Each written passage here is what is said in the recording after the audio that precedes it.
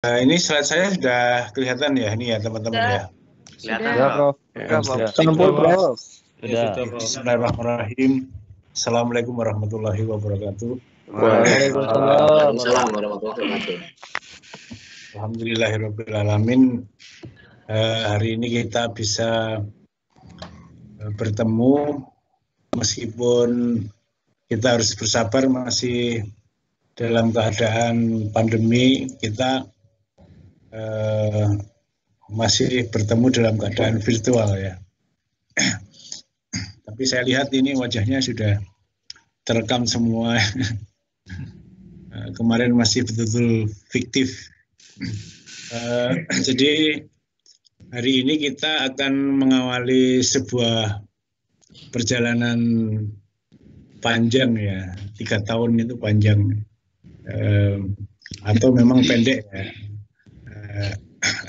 Jadi kita akan melakukan satu pekerjaan yang memang sangat penting ya, terkait dengan martabat ya, Anda masing-masing, martabat keluarga, martabat institusi gitu, yang namanya menempuh pendidikan.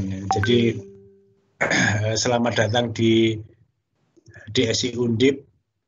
Yang Anda perjuangkan bukan diri Anda sendiri, tetapi ada keluarga Anda gitu yang sudah punya anak. Itu nanti kalau bapak ibunya dokter itu pasti akan beda kalau bapak ibunya bukan dokter.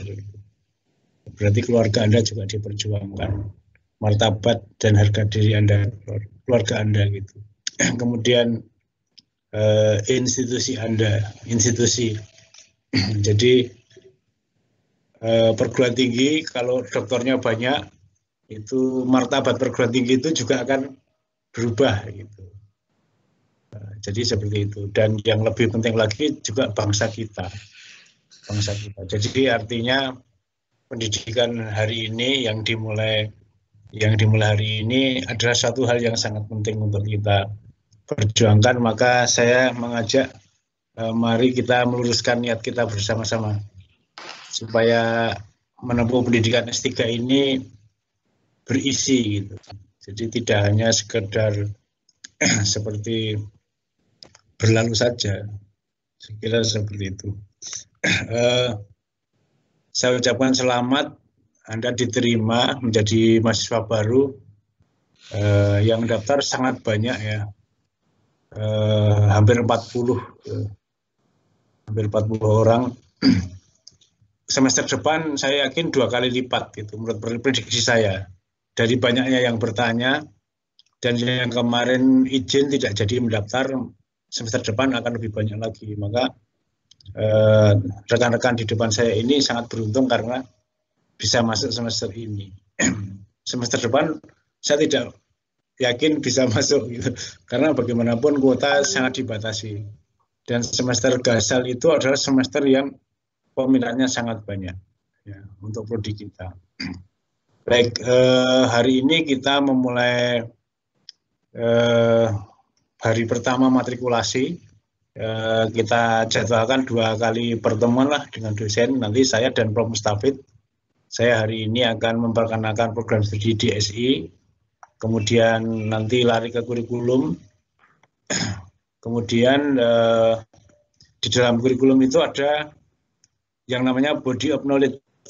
Jangan sampai teman-teman tidak tahu SI itu tidak sama dengan IF ya, informatika gitu, atau Ilkom.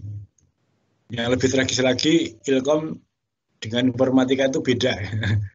Nah, kita nanti insya Allah akan lulus bersama-sama di S3 SI Anda ya, dan kita harus memiliki komitmen, memiliki bidang yang sesuai dengan prodi yang ditulis dalam ijazah. Gitu. Jadi jangan sampai nanti lulus SI tapi ternyata rasanya rasa informatika atau rasanya malah teknik elektro gitu. yang lebih tragis lagi rasanya ekonomi. Ya karena kita ini seperti orang yang duduk di tepi jurang kanan itu informatika dan komputer, jurang kiri itu adalah ekonomi. Jadi kalau kita nggak dikendalikan, nggak digait, nanti lulusan kita itu bisa ekonomi manajemen. Jadi gitu. Ini yang harus diperhatikan ya teman-teman. Saya kebetulan banyak bertemu dengan teman-teman yang di informatika dan komputer di SI, yang kalau melihat dan mengikuti mahasiswa, kemudian dosennya tidak punya arahan yang kuat, maka akhirnya ya udah SI itu ya rasanya udah nggak karuan gitu. Atau informatika itu, kebanyakan informatika itu rasanya SI. Rasanya teknik elektro, rasanya manajemen. Jadi ini tidak jelas dan itu tidak boleh. Menurut Undang-Undang Sikdiknas tahun 2014 bahwa prodi itu harus punya body of knowledge yang jelas. Jadi seperti itu. Oleh karena itu nanti di sesi kedua Prof. Mustafid saya kira orang yang paling bisa menjelaskan body of knowledge dari sistem informasi. Ya, nanti silahkan nanti teman-teman kaget, silahkan ya nggak apa-apa gitu. Artinya ini sudah kemajuan gitu. Jadi hari ini, ternyata saya itu belum cocok. Nanti kalau di cross ke proposal yang kemarin, proposal disertasi, ya yang SI itu menurut saya kok tidak lebih dari 5 orang gitu. Dari 20 orang yang masuk ini, jadi 75% itu teman-teman masih berparadigma seperti informatika.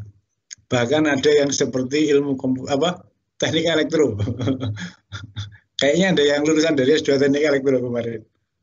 Bapak dari mana? Oh, teknik elektro UGM. Oh, benar gitu. Ini teknik elektro. Jadi bedanya apa nanti akan dijelaskan. Dan saya sebagai Kaprodi akan selalu meluruskan itu.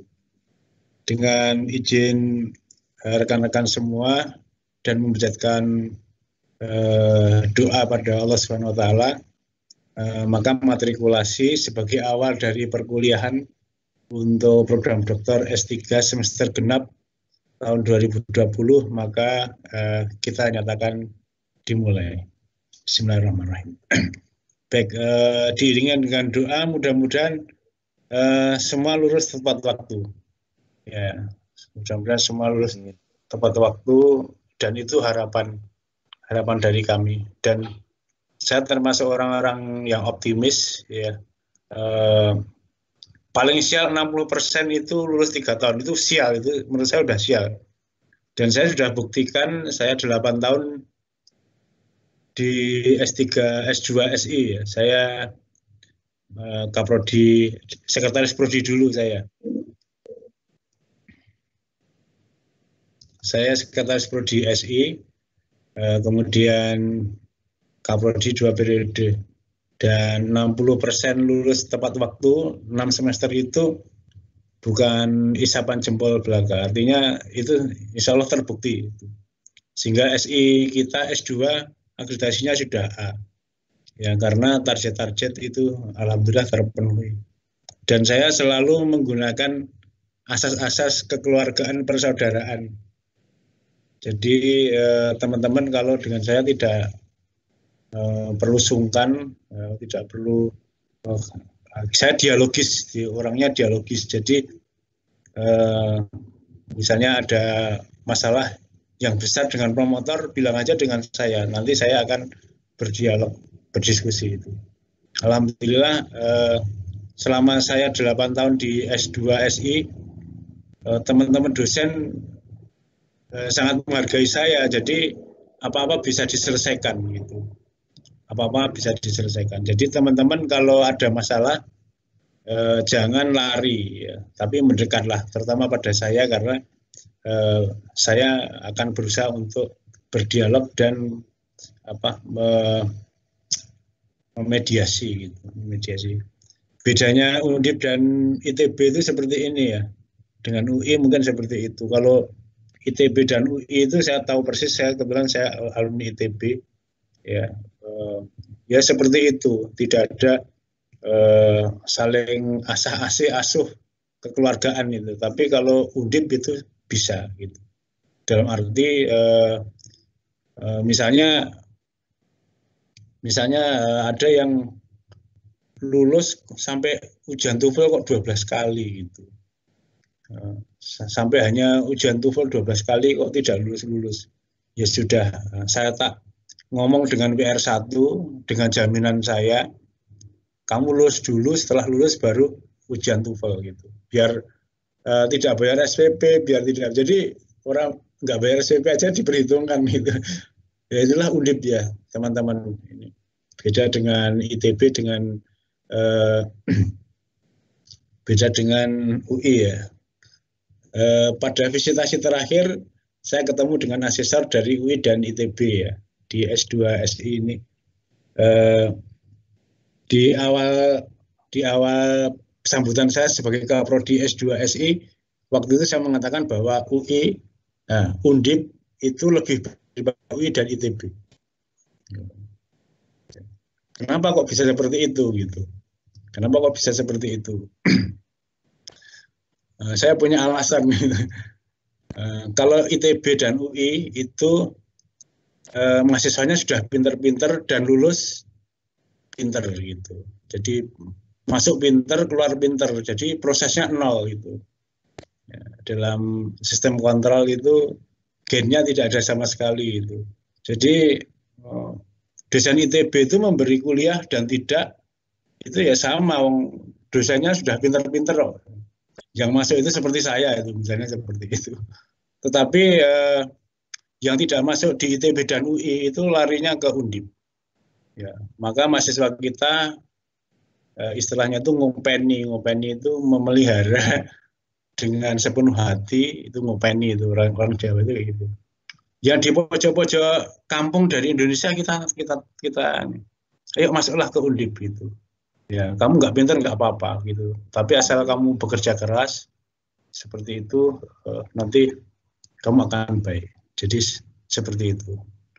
Dan saya buktikan waktu itu di slide saya ternyata 90% lulus dengan predikat publikasi jurnal Scopus meskipun proceeding.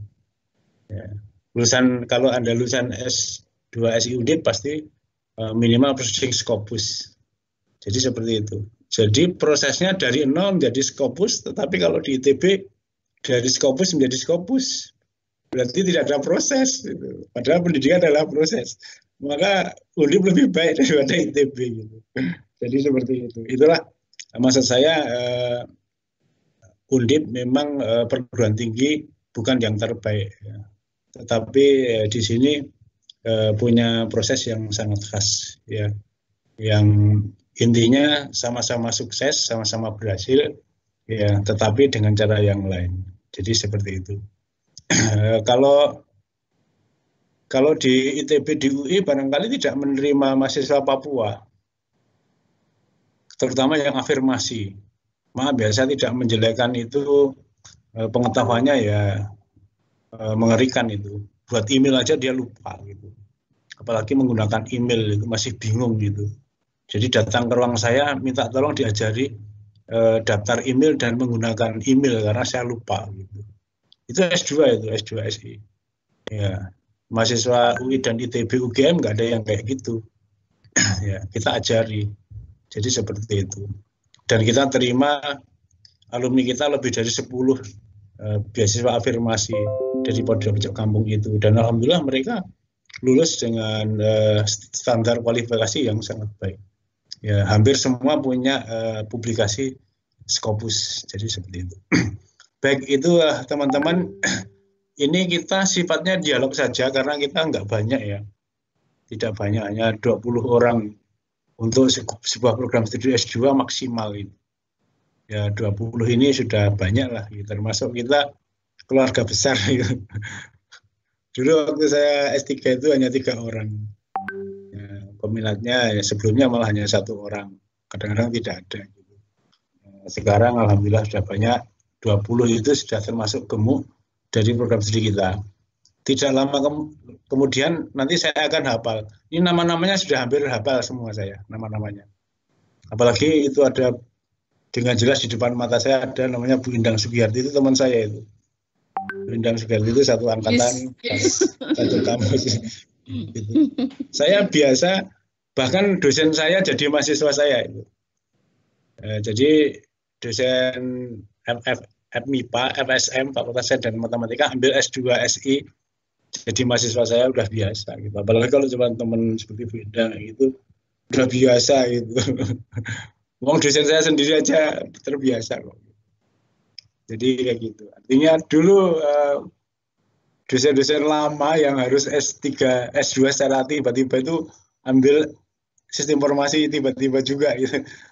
Akhirnya ketemu dengan dosen sendiri, ya udah nggak apa-apa. Tapi akuntabilitas tetap kita bertanggungjawabkan. Silahkan nanti kalau pengen diskusi gitu langsung ada yang menyaut aja gitu. Menyaut gimana, kita jangan menunggu saya berhenti gitu. Jangan menunggu saya berhenti. Saya akan membahas tentang sedikit sejarah, kira-kira 5 menit.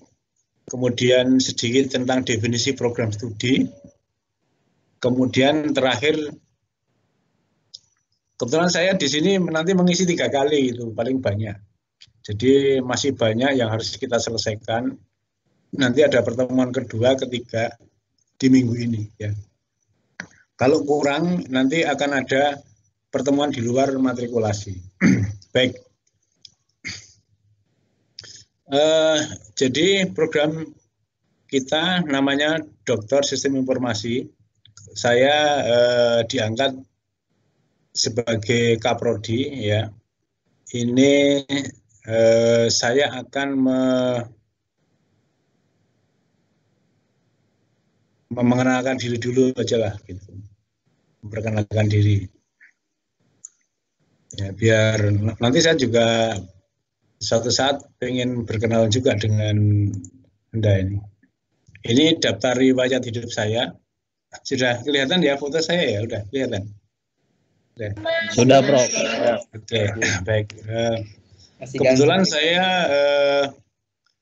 jadi guru besar baru kira-kira 5 bulan ya.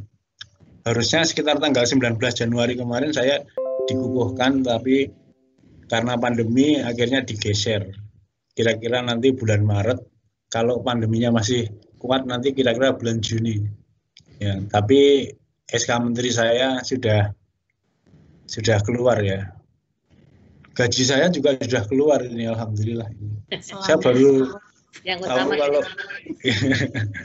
saya baru tahu kalau gaji profesor itu ternyata banyak ya, baru tahu saya. Sekali ngeliat saya minat, Prof. Waduh, banyak sekali ini. Ini kalau saya diam saja, wah nanti saya bisa makan harta rakyat gitu.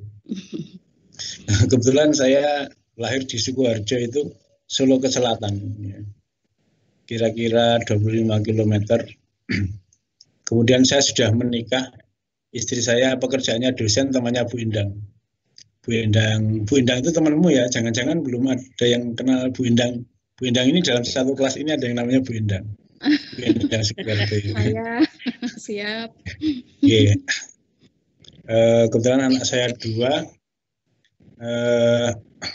sedang kuliah di Farmasi UGM. Jadi Farmasi UGM itu SPP-nya sama dengan SPP doktor. Jadi dokter Undip tapi ya, karena dokter Undip kan masih murah. Kalau dokter di Jakarta itu kalau swasta itu sudah sampai 40 juta itu.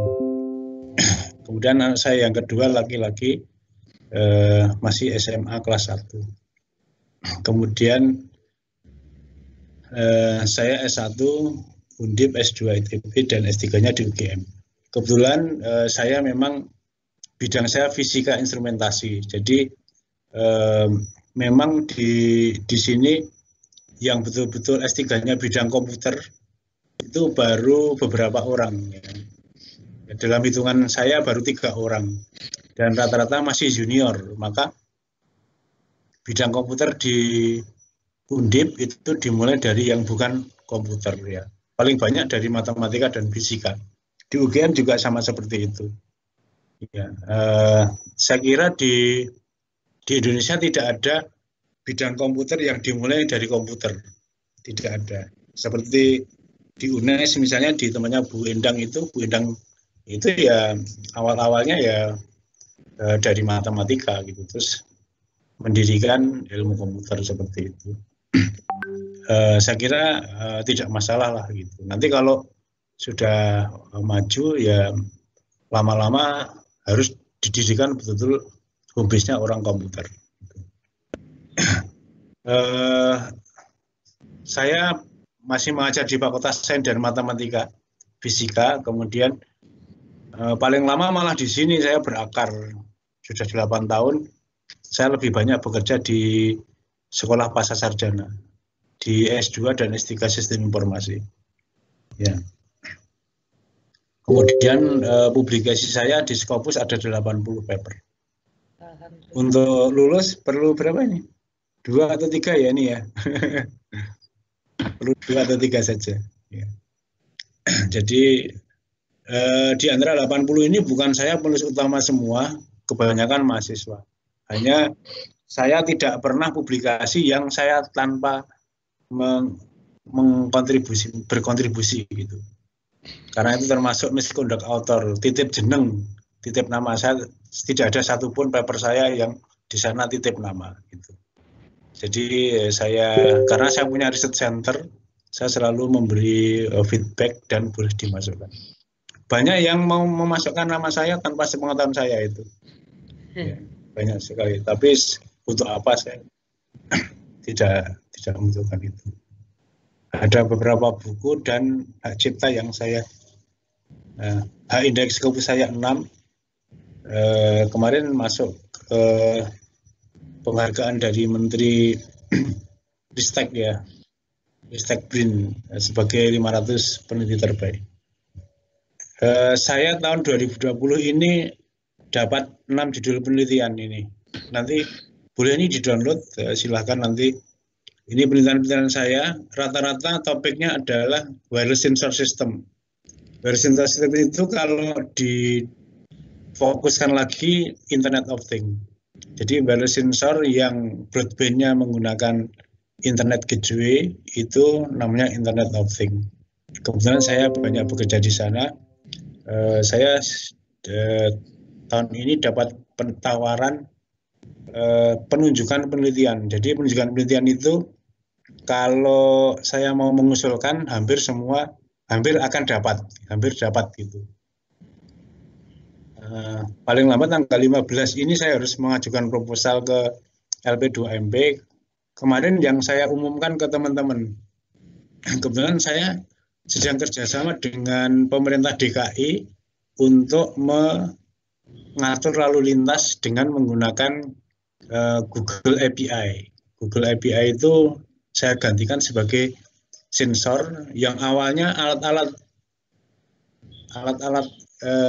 untuk mengatur lalu lintas. Kita sebut ITS ya, Intelligent Transportation System, itu menggunakan sensor, menggunakan microprocessor, cloud computing dan sebagainya itu namanya ITS, Intelligent Transportation System. Itu menggunakan sensor-sensor tertentu di jalan, ada yang kamera, ada yang.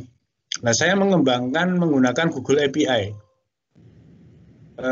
Baru ketemu mapping per jalan saja, ini sudah sudah dipakai oleh Pemda DKI untuk mengetahui potensi lalu lintas jalan raya. Jadi menggunakan Google ya. Google API kan punya GPS itu, Global Positioning System seperti di HP-HP itu. Nah, karena Google itu menguasai Android, kemudian Android itu bisa mengirimkan kecepatan masing-masing kendaraan di ruas jalan, maka Google API itu bisa memberikan servis kecepatan. Nah, ini sedang kita kerjakan untuk Internet of Things mengatur lalu lintas. Ini alatnya sudah sudah berhasil kita pabrikasi, ini sedang ada di pabrik. Nanti saya tunjukkan fotonya. Ini sekedar perkenalan saja ini. Di Tembalang saya punya pusat riset yang saya dirikan sendiri, tapi didukung oleh teman-teman yang lain tentu saja. Ini kira-kira seperti itu. Sedikit perkenalan profil riset, sedikit-sedikit, nanti lama-lama ini juga ya habis waktunya. Tapi saya punya waktu 3 pertemuan, tidak mengkhawatirkan. Jadi biar mahasiswa itu percaya diri dengan kaprodinya itu. Kalau kaprodinya aja udah tidak meyakinkan, waduh. Yakin, Prof. Profil riset saya udah kelihatan ya, profil riset. Sampun, Prof. Ya, baik. Ya. Ini Research Center saya lulus tahun 2011, lulus S3, kemudian mendirikan Research Center ini dapat duit 50 juta itu. 50 juta dari Undip, dapat bantuan. Nah, jadi Undip ngasih saya bantuan 50 juta.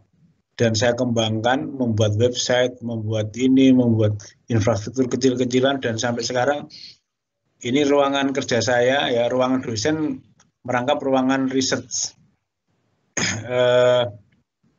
Alhamdulillah menurut catatan saya lebih dari 5 miliar yang sudah kami tarik di ruangan ini. Jadi Undip itu kalau mau modal sedikit, dapatnya banyak.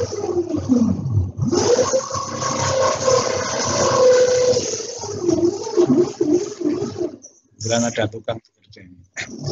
Jadi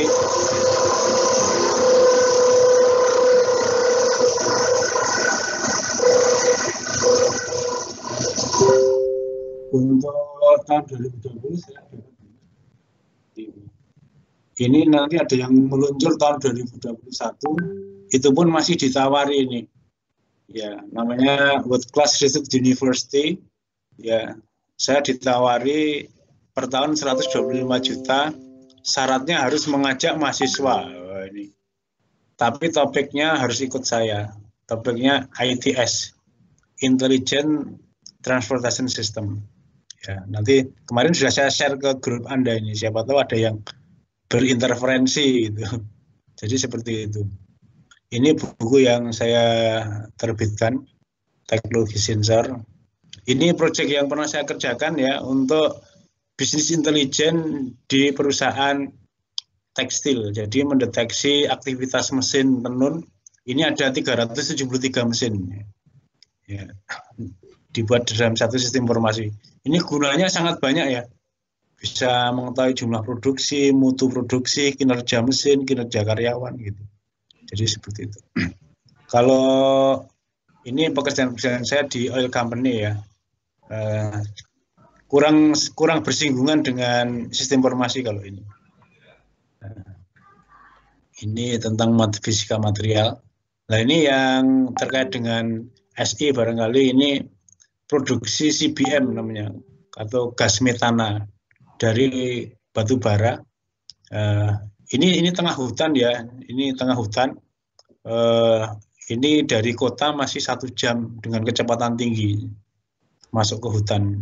Ini hutan belantara ini, di sini hutan-hutan yang di Kalimantan untuk eksplorasi gas metana. Ini proyeknya Pertamina kebetulan. Ini IoT yang saya kembangkan di laboratorium. Ini tadi, ini yang saya kembangkan dengan balai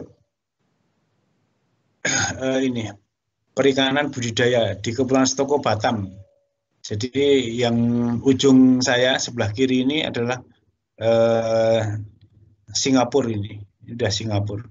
Ini kebetulan untuk memonitor hatchery namanya, bagaimana mengembangbiakkan ikan supaya kalau ikan itu dalam keadaan kronis, parameter kimia fisikanya, ini sistemnya langsung memberitahu ke petugasnya gitu. Karena membuat budidaya perikanan itu memang susah sekali itu. Terutama 30 hari terakhir sejak larva itu telur ikan itu dimasukkan ke dalam kolam ini. Ya, kalau udah 1 bulan gitu, nanti dipindah ke karamba-karamba itu, saya kira kita punya lahan yang paling luas di dunia, saya kira. Karena pantai kita itu sangat banyak itu. Pantai terpanjang di dunia itu kayaknya Indonesia itu. Nomor 2 ya. Karena Indonesia kan kepulauan. Tetapi bagaimana memproduksi benih ikan laut ya, maka teknologi ini sangat diperlukan. Ini konsep pengukuran bergerak ini banyak sekali penggunaannya, nanti kawan-kawan bisa saya mengembangkan lokal computational atau lokal computing ya, kita sebut fog computing. Jadi dari perangkat ini ke perangkat ini kita buatan kita sendiri nih ya. Chip-chip ini kita program sendiri. Ya, ini yang membuat anak saya di laboratorium. Ini alatnya. Ini bisa diganti sensor-sensor apapun ya, sesuai dengan kebutuhan kita. Nah, ini bisa kita gabungkan dan kita bisa kirim ke komputer, ke cloud. Nah, namanya cloud computing ya. Cloud computing. Nah, seperti ini namanya sistem Internet of Things, IoT. Nah, ini ada yang menarik bahwa kalau sensornya banyak, maka cloud ini tidak mampu. Maka saya punya konsep yang namanya fog computing. Komputasi tapi di lokal dulu diselesaikan. Ya, sebelum maju ke cloud, diselesaikan di tingkat sini. Nah, ini sebetulnya mengundang riset yang sangat bermanfaat ya di sini ya. Ya, jadi di sini sangat bermanfaat. Misalnya ini bukan solar cell misalnya. Ini adalah pasien-pasien di rumah sakit. Nah, pasien-pasien di rumah sakit itu kalau bisa dipantau oleh petugas dari mana saja pakai internet ya, pasiennya. Tetapi kan untuk mendapatkan parameter ini kan perlu komputasi yang kuat. Ya, kalau ini langsung dikomputasi ke cloud, wah itu nanti kesalahannya sangat besar, quality of service-nya rendah gitu. Maka saya mengusulkan ada fog server di sini. Nah, ini perangkatnya ini ada semua di lab tadi. Ya, di lab tadi ada semua. Jadi ini berapa? Ini yang terakhir ya, saya belum lama ini menandatangani kerjasama dengan pemerintah DKI dari hasil penelitian yang saya lakukan, ya, yaitu tentang Intelligent Transportation System.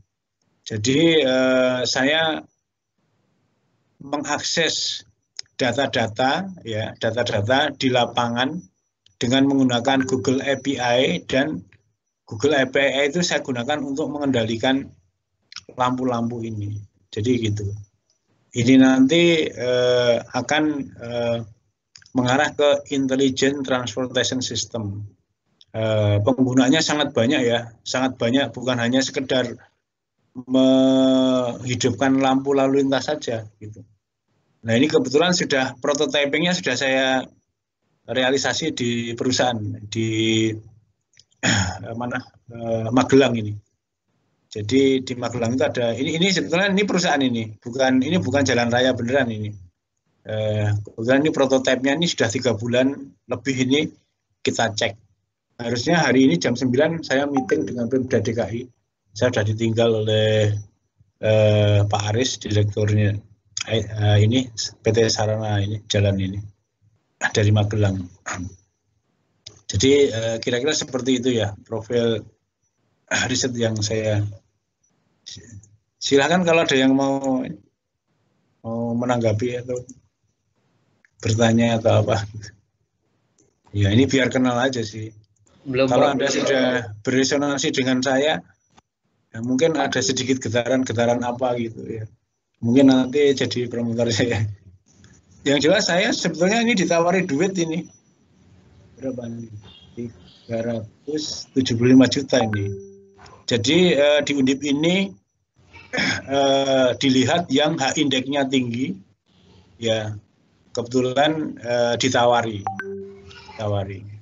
Saya termasuk ditawari. Jadi saya bukan ngajukan terus berlomba itu enggak, tapi ditawari coba enaknya gitu. Tapi harus sesuai dengan topik yang saya miliki, karena kalau topiknya dari nol nanti saya malah capek sendiri gitu. Jadi seperti itu. Kalau ada yang mulai berubah di 5 menit terakhir ini tentang Intelligent Transportation System, ayo 1 atau 2 gitu. Yang jelas di Intelligent Transportation System itu tadi, kalau yang SI saya pengen ada yang mengembangkan algoritma-algoritma. Jadi kalau hanya lampu traffic merah kuning hijau tadi, itu solusinya sudah gampang lah. Anak-anak kami D4, S1, D3 itu udah pinter ngerjakan microcontrollernya. Pakai SP32. Itu sudah bukan pekerjaanmu, tetapi bagaimana melakukan komputasi di server kami ya terkait dengan mengatur lalu lintas supaya baik. Itu perlu algoritma-algoritma. Itu yang akan saya ajukan tanggal 15 itu. Ya bisa dikatakan ya 90% keterima proposal saya. Ya, karena itu penunjukan. Jadi ini sebagai informasi. Jadi yang H-index Scopusnya di atas 5, di Undip itu ada 32 orang itu ditawari riset dengan biaya dari Undip. Jadi seperti itu. Dan indikatornya juga mengajak mahasiswa, salah satunya untuk menyelesaikan disertasi. Jadi kalau kalian ada yang tertarik, ini ya siapa tahu ada yang memang topik harus saya tentukan ITS ya, Intelligent Transportation System. Jadi seperti itu. Baik, saya sudah merasa cukup menjual saya hari ini. Kita lanjutkan ke ini ya. Baik, jadi teman-teman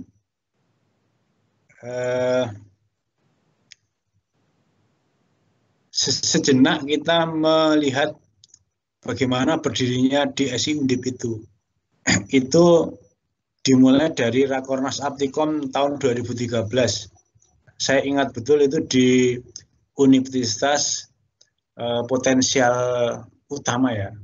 Potensi Utama ya.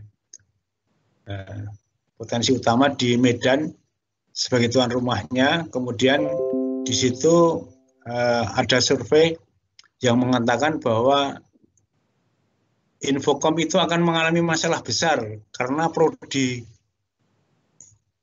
di seluruh Indonesia itu ada 1.902 waktu itu ya. Sekarang mungkin sudah 2.300-an kira-kira. Tahun 2013 itu prodi kita itu yang di bawah informatika dan komputer itu 1.902. Ini yang ada di sebelah bawah warna merah. Tapi yang menyedihkan itu prodi S3-nya hanya 5 gitu. Ya, itu sangat menyedihkan sekali.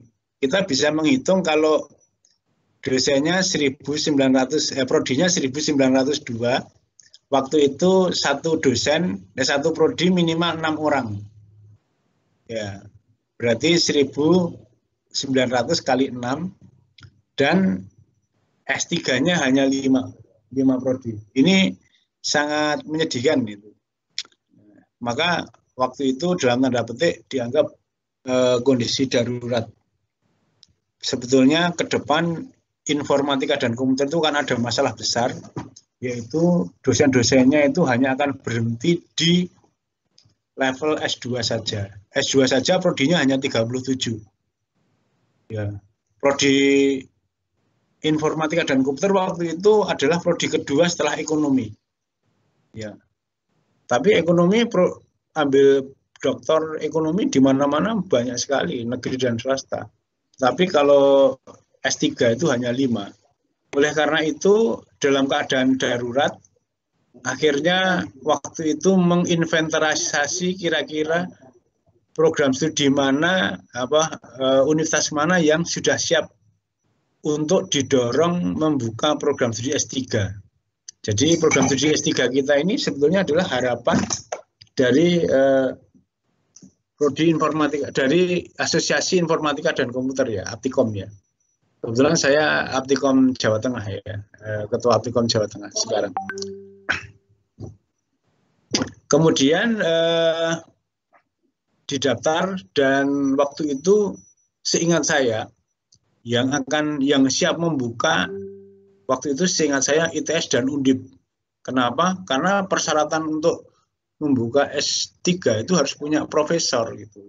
Profesor itu siapa profesornya gitu? Hanya universitas besar yang bisa. Maka Undip itu setiap rapat pasti ditanya, Pak Sur bagaimana? Gitu. Pak Sur bagaimana gitu. S3-nya gimana? S3-nya gitu. Selalu ditanya terus dan banyak yang akan masuk ke situ. Akhirnya waktu itu saya jadi delegasi di Medan, terus saya pulang. Saya pulangnya ke FSM karena saya dosen FSM juga gitu. Saya tawarkan ke Ilkom FSM, maka dibentuklah tim pendiri S3 waktu itu. Hanya ketika itu prosesnya sampai 6 tahun tidak ada kemajuan. Kenapa tidak ada kemajuan? Karena masalah-masalah yang dihadapi sangat banyak, bukan timnya malas gitu, bukan gitu. Terutama apa? Terutama S2-nya aja tidak ada. S2-nya kan ada di S2 komputer itu kan ada di Pasca, yaitu S2 Sistem Informasi. Akreditasinya sudah A. Sedangkan di Ilkom kan tidak ada S2-nya. Kok tiba-tiba membuka S3? Nah, ini yang apa? Akhirnya banyak pertanyaan-pertanyaan seperti itu. Ya, terus ada pertanyaan lagi, terus profesornya siapa gitu waktu itu seperti itu. Oh, Prof Mustafid, hanya Prof Mustafid saja. Akhirnya berhenti sampai 6 tahun. Kemudian saya secara pribadi berinisiasi, kebetulan ini saya pribadi, awalnya tercetus dari saya pribadi untuk bertemu dengan para senior-senior, mulai dari Kaprodi Ilkom. Saya temui bagaimana gitu. Kalau tidak siap, bagaimana kalau kita sementara mendirikan SI dulu di Pasca Sarjana. Gitu. Karena S2-nya memang sudah ada di Pasca Sarjana dan akreditasinya sudah A gitu. Dan waktu itu kan saya sebagai kaprodinya. Karena ini termasuk mandat dan ini beban kita bersama. Gitu. Termasuk dengan para profesor-profesor itu. Nanti kalau profesor ilmunya tinggi tidak dipakai kan ya sayang gitu. Eman-eman Prof gitu. Saya bilang seperti itu. Saya ketemu dekan FSM, dekan Pasca dan sebagainya. Akhirnya beralihlah tim pendiri S3 SI SPS. Jadi sebenarnya berkelanjutan juga sih, tapi karena kendalanya kalau membuka Ilkom itu berat, ya. Kalau Ilkom kan pasti di FSM belum ada S2-nya. Maka kita sepakat bersama-sama secara kolegial dihadiri oleh dekan sekolah pasca sarjana, dekan teknik, dekan FSM, ya, Fakultas Sains dan Matematika, Prof. Widowati nanti jadi promotor juga di sini. Ayo kita demi kebersamaan, demi menyelesaikan masalah bangsa kita ini, kita dirikan S3 SI. Ya alhamdulillah akhirnya beliau-beliau itu visinya sangat bagus semua itu. Artinya tidak ada ego sektoral. Ya kalau ego masing-masing, satu ego aja nggak jadi berdiri ini S3 SI. Ya saya bergerilya dari rumah ke rumah lah, dari pintu ke pintu gitu, dari dekan ke dekan. Dari kaprodi ke kaprodi gitu, sampai mencari 5 orang humbis itu siapa nanti gitu. Waktu itu saya belum profesor gitu. Oke lah kalau begitu, termasuk Propur itu saya minta kelonggaran hatinya lah, minta tolong ini untuk bangsa kita, namanya dipakai untuk pendirian S3.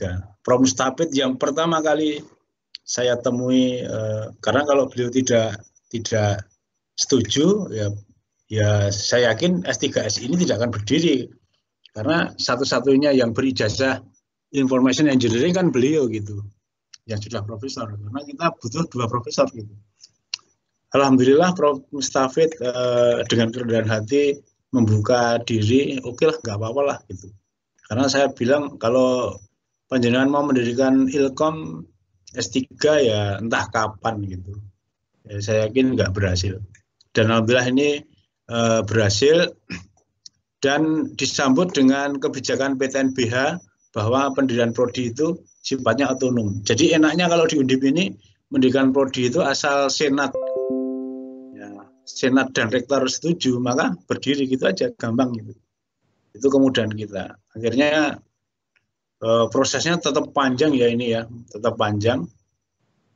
Dan tanggal 13 Maret kita berdiri. 13 Maret 2020 kita pertama kali menerima mahasiswa semester gasal dan Anda semester genap. Jadi Anda termasuk dalam 1 tahun 2 kali penerimaan, tapi untuk genap ya.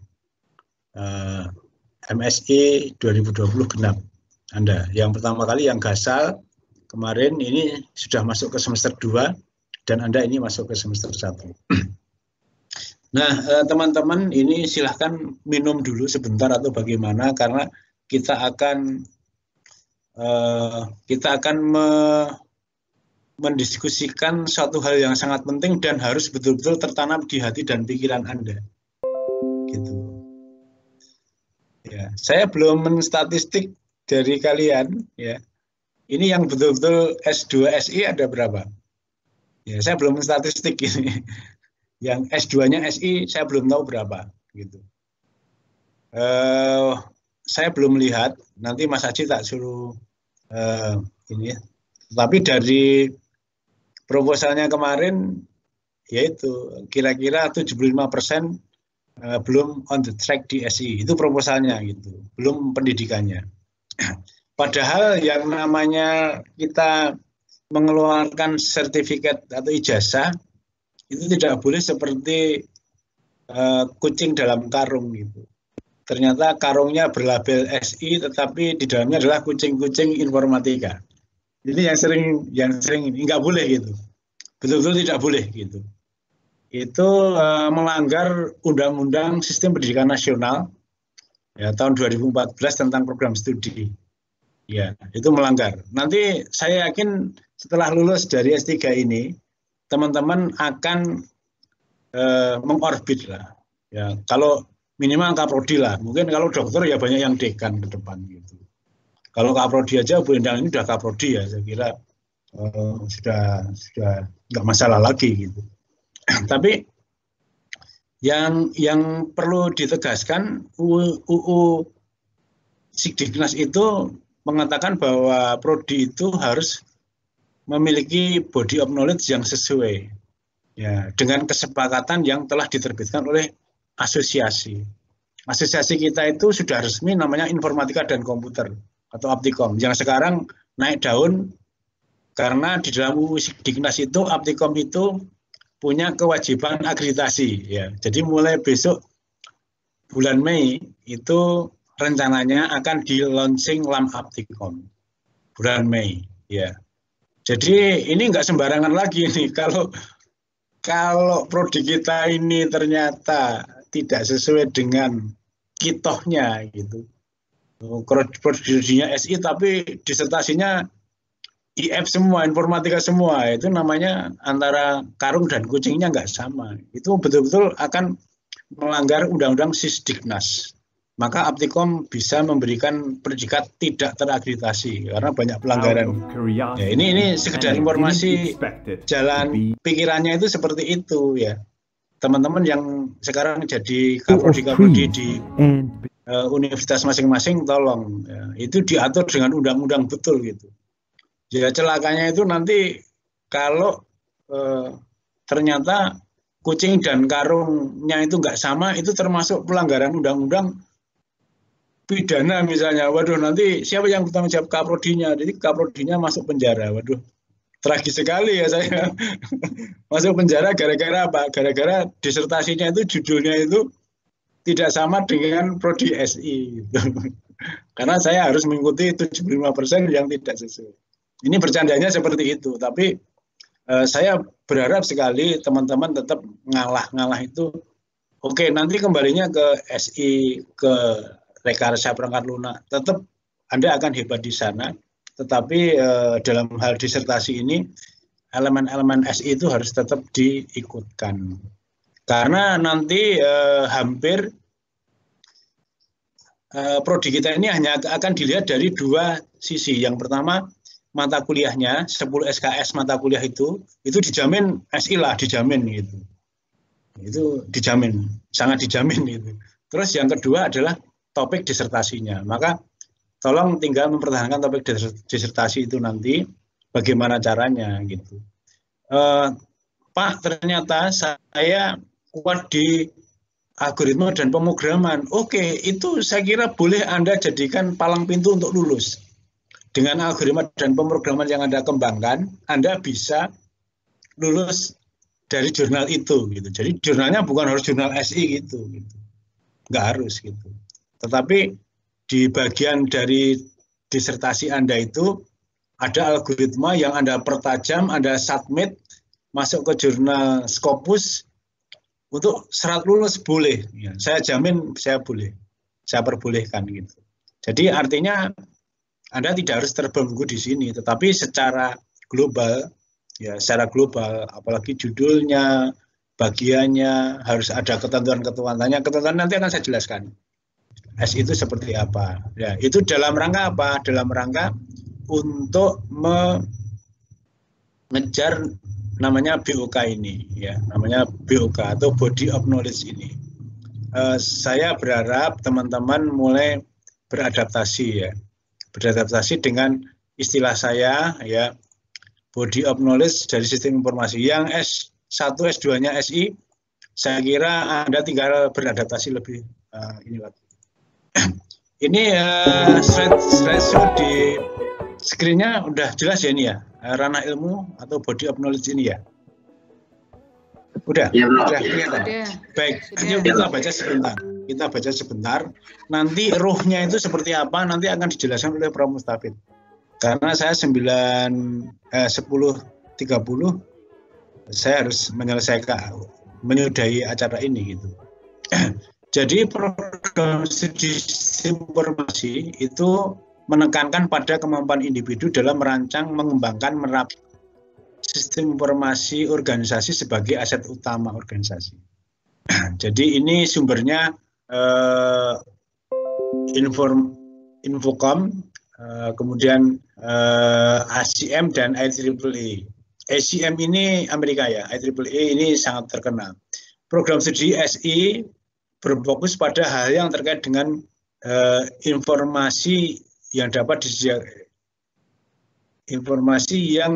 disediakan oleh sistem komputer. Jadi basis kita adalah sistem komputer pada perusahaan. Jadi organisasi nirlaba maupun organisasi pemerintah guna mendukung dalam perumusan dan juga mencapai tujuan organisasi. Jadi kasarnya begini, ada organisasi itu apapun lah, organisasi apapun ingin mencapai tujuan tapi ada kendala dan Anda datang untuk menyelesaikan dengan teknologi informasi. Jadi sistem informasi juga terkait dengan penerapan dan penggunaan teknologi informasi dalam proses organisasi. Jadi para profesional di bidang sistem informasi harus memahami faktor teknis dan manajerial. Jadi ini yang manajerial ini yang kadang-kadang teman-teman yang dari informatika tidak diperhatikan gitu. Manajerial, kata-kata manajerial itu tidak diperhitungkan. Jadi gitu. Kalau teknisnya tidak diperhitungkan aspek komputer dan teknologi informasinya, maka nanti manajerial saja. Nanti Anda yang saya katakan tergelincir ke manajemen tadi, ekonomi manajemen gitu. Ya, jadi gitu. Misalnya survei kepuasan pelanggan ya, dengan menggunakan SMS, tetapi konteks sistem dan teknologinya tidak dikaji, itu maka hanya manajerial saja gitu. Dari suatu organisasi harus dapat membantu organisasi tersebut untuk menentukan bagaimana informasi dan proses bisnis yang didukung oleh teknologi dapat menjadi landasan untuk kinerja yang tinggi dari organisasi tersebut. Mereka menjadi jembatan antara kelompok teknis, manajemen, dan organisasi tersebut. Jadi ini definisi dari informatika dan komputer, ICM dan EE. Sebenarnya kebetulan saya tim kurikulum informatika dan komputer kebetulan. Di Aptikom saya tim kurikulum inti. Ini sebetulnya intinya kami hanya mengambil dari ACM dan IEEE saja. Sedangkan Aptikom itu ya mensitasi saja gitu. Jadi seperti itu teman-teman. Jadi kesimpulannya bahwa SI itu adalah IT for Management Organisasi. Jadi bayangannya ada masalah manajemen organisasi di satu perusahaan dan Anda datang untuk menyelesaikan tapi menggunakan teknologi informasi. Tapi dengan menggunakan teknologi informasi. Jadi keberadaan komputer dan teknologi di situ sangat dominan gitu. Nah, dari proposal kemarin yang belum saya lihat adalah aspek manajerialnya itu yang mana gitu. Jadi kalau hanya menyelesaikan algoritma tertentu, ya algoritmanya itu belum selesai. Harusnya digunakan di mana gitu. Untuk menyelesaikan masalah apa gitu. Misalnya masalah kemacetan lalu lintas, ya itulah masalah manajerial. Kemacetan lalu lintas itu masalah manajerial gitu. Ada masalah lalu lintas yang kredit. Jadi seperti itu. Penjualan UMKM itu termasuk masalah. Kesehatan itu masalah. Jadi nanti masalah itu sangat banyak sekali. Dan masalah itu harus diangkat. Itulah bedanya sistem informasi dan informatika. Nanti suatu saat akan kita jelaskan lagi. Ya. Tapi intinya teman-teman harus mulai beradaptasi bahwa nanti di dalam SI itu objeknya itu harus jelas apa gitu. Misalnya objeknya perguruan tinggi itu harus ada gitu. Objeknya misalnya transportasi lalu lintas. Misalnya objeknya kesehatan. Objeknya UMKM, jadi jelas banget gitu. Objeknya itu kelihatan. Jadi seperti itu. Karena ada masalah manajerial di situ. Yang belum, yang masih murni informatika, itu modalnya sudah besar itu saya kira. Tinggal nanti diadaptasi. Jadi seperti itu. Nah dari sinilah kita harus tahu bahwa kita nanti akan lulus dengan prodi dengan kompetensi seperti ini. Kita harus bisa membedakan satu di antara 5 prodi yang ada, ya, karena sistem komputer tidak sama dengan ilmu komputer, tidak sama dengan sistem informasi, ya, tidak sama dengan teknologi informasi, dan tidak sama dengan rekayasa perangkat lunak. Ya, kapan-kapan nanti kita bahas. Jadi di dalam prodi DSI untuk pendiriannya ini perlu 5 dosen tetap. Home base namanya. Nanti ada dosen tetap bukan home base. Dosen tetap yang kita ini adalah Prof. Mustafid, Prof. Pur, saya, Pak Rahmat Girnomo, dan Bu Oki. Ini dosen tetap kita. Alhamdulillah profesornya harusnya ada 2, ya saya menambah 1, sudah 3, kuat insya Allah. Kemudian Pak Rahmat Girnomo sekarang in progress dalam waktu dekat. Mudah-mudahan tahun depan atau tahun ini ya mudah-mudahan Pak Rahmat Girnomo sudah profesor juga. Ini sudah penilaian kebetulan ya, Pak Rahmat Girnomo ya. Tinggal Bu Oki kita dorong ke lektor kepala.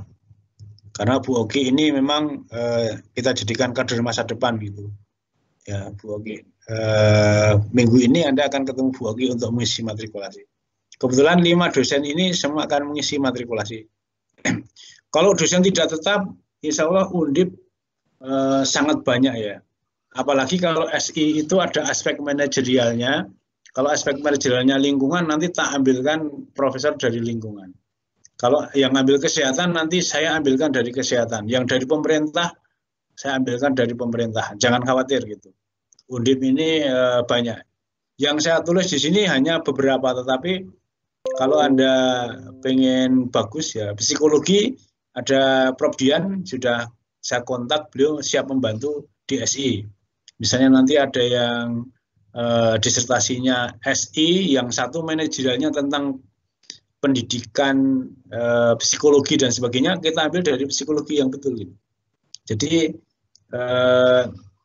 kita tidak mengkhawatirkan dari segi SDM. Ini termasuk dosen tetap ya dalam satu universitas.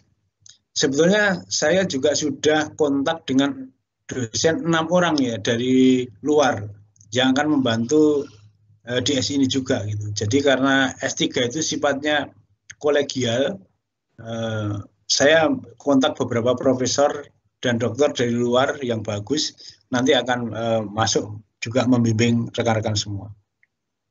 Kalau nanti ada kenalan dari kampusnya yang sudah profesor begitu, terus dibawa ke sini untuk diusulkan menjadi promotor, saya kira it's okay. Ya, saya akan mempertimbangkan itu. Jadi SI Undip itu terbuka keluar. Ya. Jadi kita memahami bahwa untuk lulus S3 itu perlu kerjasama lintas sektoral. Ya. Jadi seperti itu. Nah, ini yang terakhir ya, yang terakhir. Mudah-mudahan nanti bisa saya 10 menit lagi, kemudian sisa waktunya kita akan diskusi.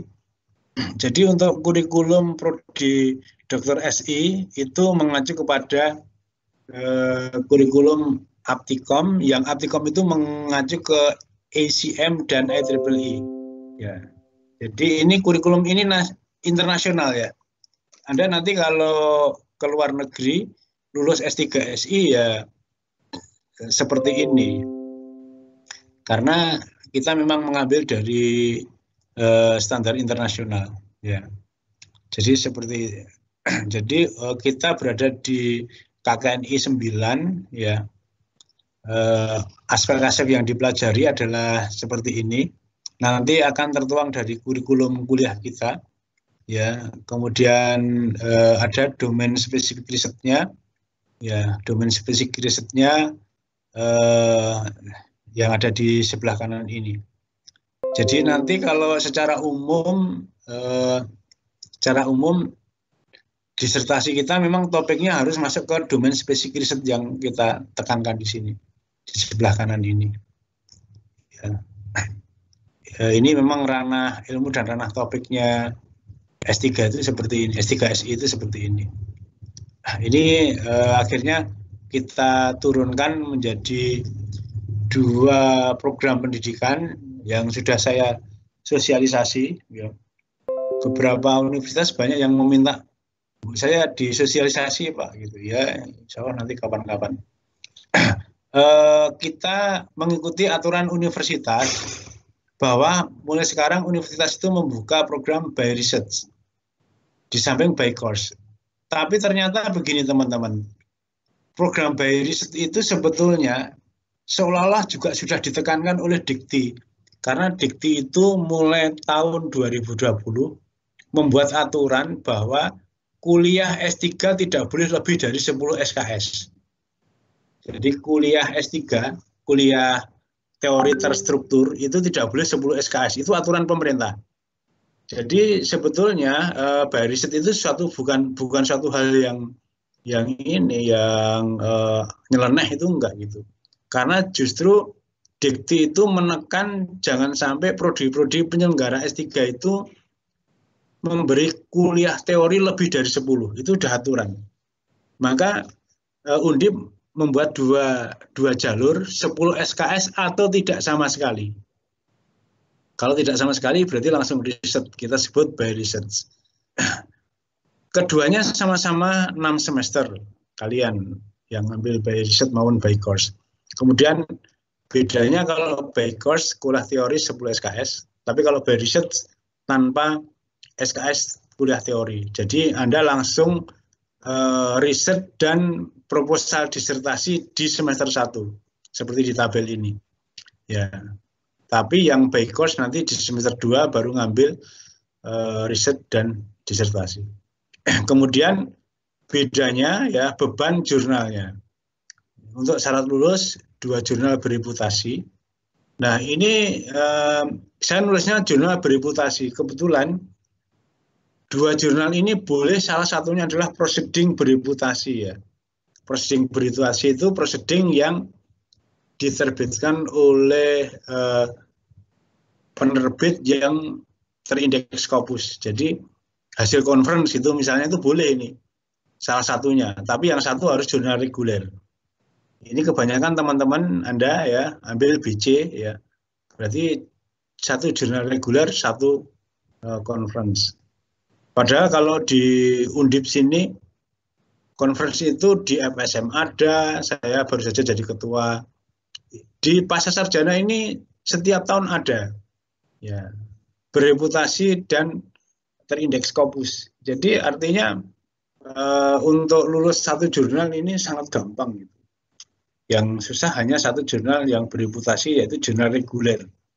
Ya, jadi seperti itu. Kemudian yang by riset itu 3 ya, maaf. Ini saya harus edit. 3 jurnal bereputasi. 3 jurnal bereputasi itu 1 proceeding, 2 jurnal reguler. 1 proceeding dan 2 jurnal reguler. Nah nanti jurnal reguler itu yang bisa dipakai untuk lulus seperti apa? Suatu saat saya akan memberikan informasi tersendiri di luar matrikulasi ini. Yang jelas bukan jurnal predatory ya. Bukan jurnal yang predator. Predator itu masuk ke daftar jurnal predatorinya Dikti. Dikti itu punya link 2 website ya yang memuat jurnal predatory. Salah satunya yang terkenal adalah Bilis. Bill itu nama orang yang membuat list jurnal-jurnal yang diindikasi predatory. Itu nanti nggak bisa digunakan untuk lulus S3, untuk naik pangkat juga nggak bisa gitu. Jadi kita sama menggunakan aturan Dikti saja. Kalau jurnal itu masuk Bilis nggak bisa untuk naik pangkat, di sini juga tidak bisa untuk naik S3, untuk lulus S3. Nah, teman-teman, saya berharap sekali, ya karena SI itu saya omongkan kemana-mana itu memang programnya sangat bagus, ya. Ini sedang menguasai dunia gitu. Kalau saya ngomong dengan Pak Rektor, saya ngomong dengan yang lain itu dengan gagah berani, terus lulusannya ya jangan hanya seperti biasa. Maka Prodi menambahi syarat haki, ya. Syarat haki. Haki itu hak cipta. Kalau paten itu memang susah, tetapi kalau hak cipta itu bisa mendaftar pagi, sore langsung keluar. Yang didaftarkan apa misalnya? Software hasil komputasi, ya misalnya, atau bagian dari disertasimu dibuat buku, dicetak, terus di hak ciptakan. Itu sangat gampang. Jadi jangan khawatir syarat ini ya, syarat ini sangat gampang yang terakhir ini. Ya. Tapi nanti akan menjadi pengalaman yang sangat berharga ketika lulus dengan predikat doktor dan salah satunya menggunakan syarat haki. Gitu. Haki ini satu orang di Undip itu ada yang sampai 30 gitu, karena apa misalnya nulis buku diterbitkan, dihakikan. Yang paling gampang itu kita itu software, ada asal pekerjaanmu nanti ada software komputasi, ya itu didaftarkan pagi, besok sudah langsung keluar hakinya. Gitu. Jadi seperti itu. Jadi haki itu tidak harus yang paten. Kalau yang paten saya itu sampai 3 tahun ini, paten saya 3 tahun baru granted. Jadi seperti itu. Baik. Ini distribusi kurikulumnya. Saya mulai dari by course ya. Ini saya kira semua sudah banyak yang punya ini yang ya. Distribusi mata kuliah kurikulum dengan kuliah atau by course. Kita sebutnya BC. Sudah kelihatan ya? Sudah kelihatan? Sudah bisa kelihatan ini? Ya, Bro. Teman-teman berarti Anda semester ini sudah mengisi IRS lewat SSO. Nah, nanti kita kuliah juga lewat SSO ya, harus hati-hati ya. Kemarin ada yang tidak ikut matrikulasi tidak mengikuti mata kuliah saya tentang peraturan akademik, akhirnya 2 mata kuliah tidak selesai gitu. Ya karena dia tidak mengikuti aturan SSO. SSO itu lebih kejam daripada dosen. Jadi kalau Anda tidak datang kurang dari 75%, itu daftar nilainya itu langsung terkunci gitu. Langsung terkunci. Maka saya berharap kalian ini hati-hati waktu nanti kuliah. Jadi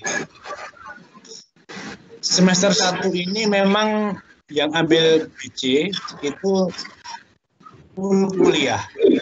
Ya, kuliah. Ya, kuliahnya metodologi penelitian, tren sistem informasi, sains data untuk bisnis, dan mengambil 1 mata kuliah saja pilihan. Nah, kemarin sudah ada yang bertanya, Pak, ini kok mata kuliah pilihan yang lain kok saya tertarik semua, silahkan mengambil. Nanti saya akan negosiasi pada dosennya, seperti semester kemarin, ikut sitting. Jadi hanya duduk, kemudian mendengarkan saja. Ya, mungkin nanti yang ngambil mata kuliah itu hanya 1 atau 2 orang, tapi yang lain ikut mendengarkan, ya nggak apa-apa, ikut sitting. Jadi mata kuliah pilihan itu ada di daftar di belakang ini. Ya. Ini ekonomi digital, topik khusus, analitik data besar, big data analitik, kemudian artificial intelligence. Mata kuliahnya hanya itu aja gitu. Ya, kalau dilihat kok ya tertarik semua. Jangan-jangan ya pengennya dikti itu malah nggak usah kuliah aja gitu. Ya, jadi 10 SKS. Kemudian baru semester 2 nanti Anda membuat proposal disertasi. Tetapi ingat ya teman-teman ya, metodologi penelitian ini adalah embrionya proposal disertasi. Maka kalau di sini udah kepleset, nanti di sini kepleset, Anda akan kehilangan momen 1 tahun gitu. Maka mulai sekarang disertasi harus betul-betul disiapkan mulai sekarang. Karena nanti di metodologi penelitian nanti saya yang mengajar saya juga gitu. Ya, jadi Anda saya suruh menentukan gap masalahnya misalnya. Kalau gap masalahnya aja masih nggak jelas, nanti ya di sini nanti hasilnya tidak jelas. Tapi kalau di sini sudah jelas, nanti proposal disertasi itu tinggal nulis aja. Jadi seperti itu. Kemudian nanti di pertengahan semester 1 ini, saya sudah mengisukan promotornya. Ya, yang namanya isu itu kan belum resmi, karena kalau resminya kalau sudah mengambil proposal disertasi gitu. Tapi saya akan isukan itu, ayo teman-teman, ini kamu bidangmu ini berarti promotormu ini, bisa mulai mendekati, bisa mulai diskusi dan sebagainya. Jadi nanti masuk semester 2 itu sudah langsung membuat proposal disertasi. Jadi seperti itu.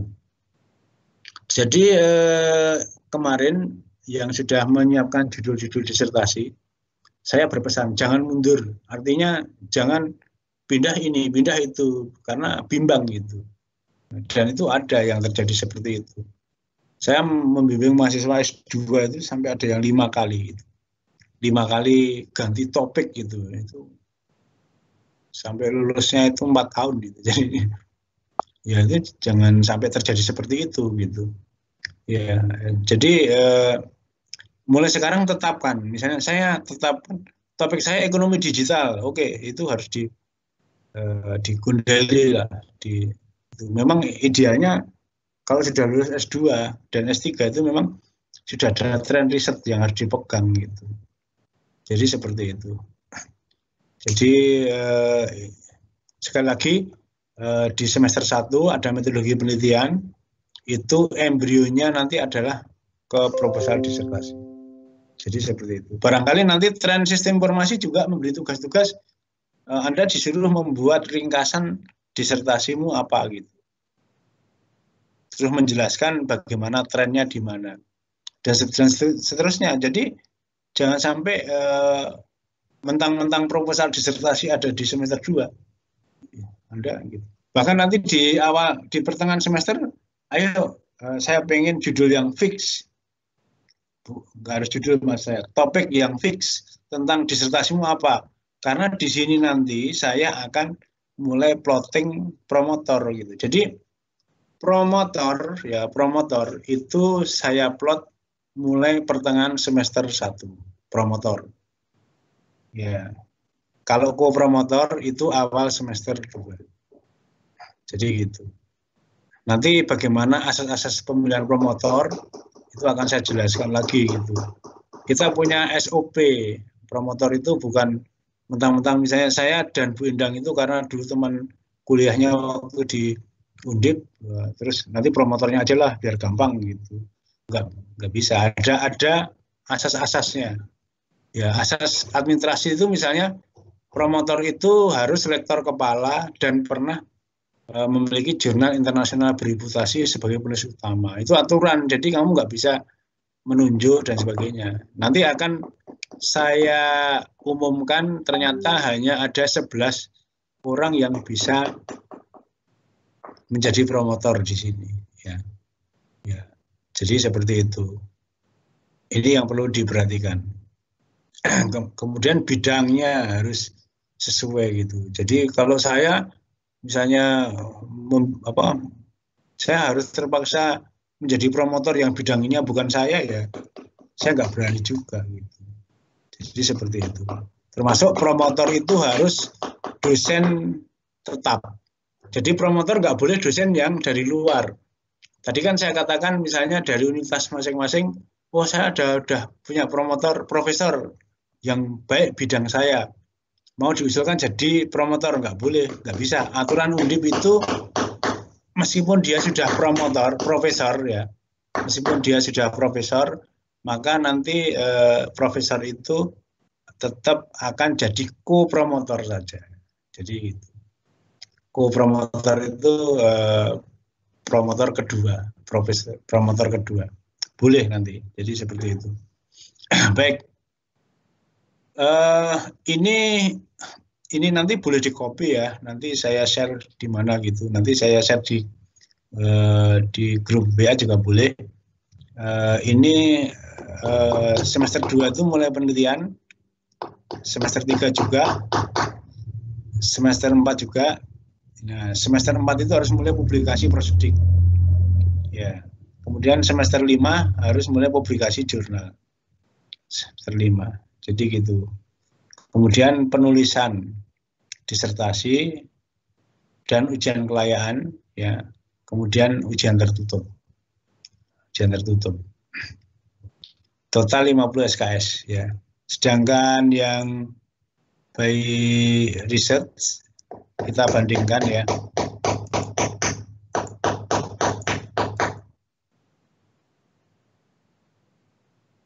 Yang by research ini udah kelihatan ya, yang by research ya, udah.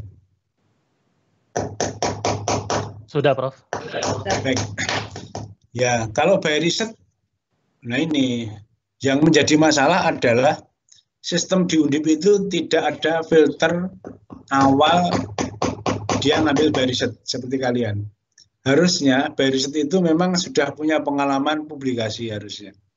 Ya, atau bila perlu sudah punya pengalaman mendapatkan research grant dari Dikti misalnya gitu. Itu bagus lagi. Karena apa? Karena nanti yang by research tidak perlu kuliah tatap muka. Jadi langsung membuat proposal. Semester ini harus langsung saya berikan promotor. Ya. Jadi insya Allah minggu depan promotormu siapa sudah saya umumkan. Ya, langsung Anda penelitian. Jadi langsung membuat sistem penelitian sampai proposal. Ini semester 1 ini proposal riset ini kalau tidak ada ujian proposal nilaimu 0, nilaimu E gitu. Jadi semester ini ya silahkan gitu. Harus proposal jadi. Wah kok berat banget Pak? Ya karena ambilnya proposal by riset. Kemudian penelitian, publikasi hanya di sini publikasinya harus 3 kali. Ya, baru ujian tertutup. Intinya seperti itu. Baik, alhamdulillah ini sudah saya sampaikan tentang kurikulum. ya. Nanti saya akan melanjutkan ke sesi peraturan akademik, tapi di sesi yang lain, karena saya masih punya beberapa jadwal ketemu lagi dengan teman-teman. Baik, mungkin ada diskusi, silahkan. Masih Prof mau tanya. kira-kira 20 menit, silahkan. Bu Sri Handayani. Bu Sri Handayani dari USM ya? Dari USM ya? Siap, Prof. Monggo. Berkaitan dengan haki, Prof. Ya. Itu apakah haki sebelum kita kuliah itu bisa digunakan atau haki yang kita buat selama perkuliahan, Prof? Ya, ini syarat lulus. Baik, terima kasih pertanyaannya. Jadi nanti ada aturan lagi itu.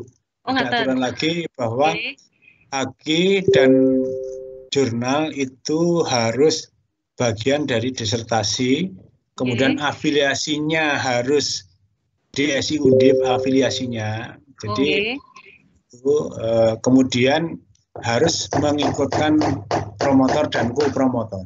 Siap. Itu yang diakui. Jadi nanti Bu Sri Handayani nanti kalau mau proses haki lebih awal berarti setelah semester 2. Karena semester 2 itu Ibu secara resmi akan mendapat promotor. Semester 2 ya. Jadi nanti kalau pertengahan semester 1 itu masih isu promotor saya menyebutnya isu aja, karena nanti ini promotor saya lah, karena mata kuliahnya aja belum ada, kok sudah promotor. Dan nanti orang disebut promotor itu kadang-kadang ada yang mana SK-nya aja belum ada, ya memang mata kuliahnya aja belum diambil, masa dibuat SK gitu. Oke, kalau gitu calon promotor. Kalau masih calon promotor belum bisa ya. Siap. Jadi teman-teman, itu pertanyaan Bu Sri Handayani sangat bagus sekali, karena ada mahasiswa saya namanya Pak Dedi Rahman. Pak Dedi Rahman Prihanto itu dari Surabaya, itu sekarang itu sudah punya paper gitu. Jadi akhir mata kuliah itu sudah punya paper. Ya, meskipun nanti proceeding ya.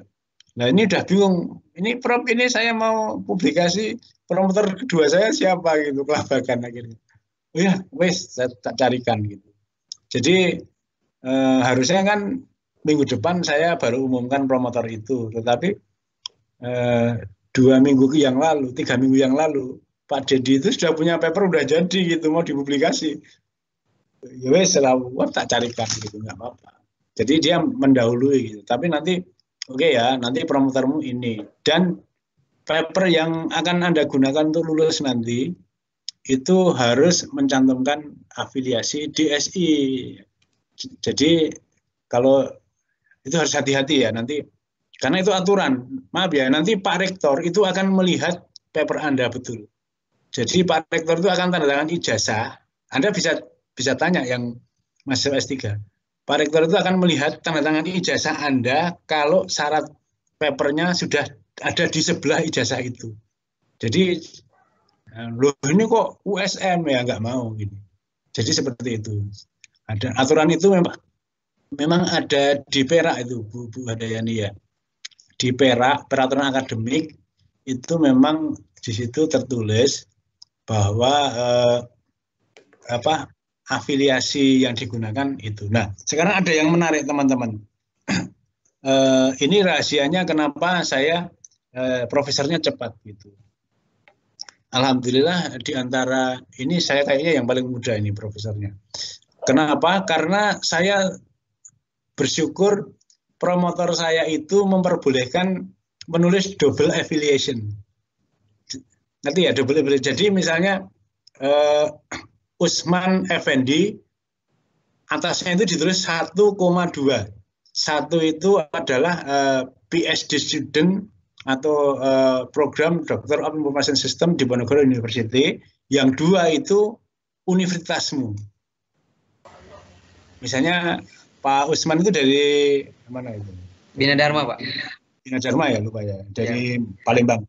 Nah, jadi karena 2 afiliasi itu, gara-gara itu setelah lulus itu bisa digunakan untuk naik pangkat bagi yang dosen. Nah, saya punya teman namanya Dr. Priyono, sama-sama S3 ke UI. Nah, dia tidak mencantumkan itu. Sampai sekarang paper-papernya banyak tapi nggak bisa dipakai gitu. Nah, saya sedang membicarakan ini ke dosen-dosen yang lain. Artinya bisa nggak kita membantu mahasiswa biar nanti lulus bisa dipakai untuk naik pangkat, maka menggunakan double affiliation. Tapi saya berharap tetap nomor 1 ditulis di SI dulu aja. Kalian ngalah dulu lah gitu. Jangan Bina Dharma dulu lah gitu. Ngalah namanya mahasiswa. Jadi gitu. Tapi saya berusaha afiliasi yang kedua boleh dicantumkan. Dan saya sering menggunakan itu gitu. Dan paper-paper saya waktu di UGM, almarhum Prof. Kusminarto dosen saya itu, Pak Sur coba undip ditulis gitu. Ternyata beliau itu ini ya visionernya tinggi gitu. Jadi biar saya nanti setelah lulus bisa dipakai bukti naik pangkat karena beliau termasuk tim PAK universitas. Loh buktinya mana kalau ini papermu? Lah ini Pak saya dari Bina Dharma, dari USM misalnya. Berarti di situ double affiliation, Mbak Sri ya. Nanti ini sedang saya bicarakan. Saya akan mengumumkan itu dalam waktu dekat setelah rapat prodi. Jadi seperti itu. Gitu ya. Ya mungkin ada ya. Dan yang haki tadi gampang ya. Yang haki misalnya ada software tertentu, komputasi algoritma tertentu, terus untuk menghitung kepadatan lalu lintas misalnya. Nanti ditulis draftnya, terus nanti didaftarkan online. Itu bahkan kemarin ada mahasiswa saya daftar pagi, sore itu sertifikatnya udah bisa di-download itu. Jadi jangan terbebani dengan haki itu. Jangan terbebani. Itu insya Allah sangat gampang. Gitu ya. Terpaksanya nanti bukumu itu kamu cetak, jadi tesismu itu, disertasimu itu dibuat menjadi 5 bab, terus jadi buku, terus kamu ISBN kan, bayar 300.000, kamu daftarkan haki, udah bisa. Ya, itu kalau sial seperti itulah. Gitu. Jadi kayak gitu. Baik, silakan mungkin ada yang bertanya. Ya, Prof, izin tanya, Prof. Oke, silakan. Mas siapa? Arifin, Prof. Mas Arifin ya. Silakan. Prof, tadi kan disampaikan kalau